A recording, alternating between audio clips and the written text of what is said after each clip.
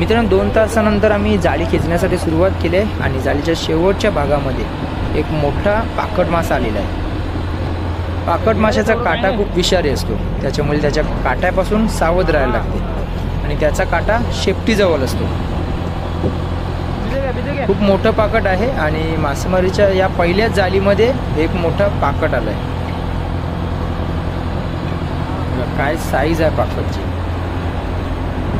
पाकट माशाच्या 4-5 प्रजाती आहेत आणि त्या प्रजातीनुसार 1 किंवा 2 असे वेगवेगळे काटे असतात, पण सर्व पाकटाचा काटा खूप विषारी असतो, तर त्याच्या काट्यापासून नेहमी सावध राहायला लागते। या पाकटची साईज 10 ते 15 किलो इतकी मोठी आहे। एक नंबर साईज। तुम्ही तुमच्या इथे पाकट माशाला काय म्हणता ते कमेंटमध्ये एकदा नक्की सांगा।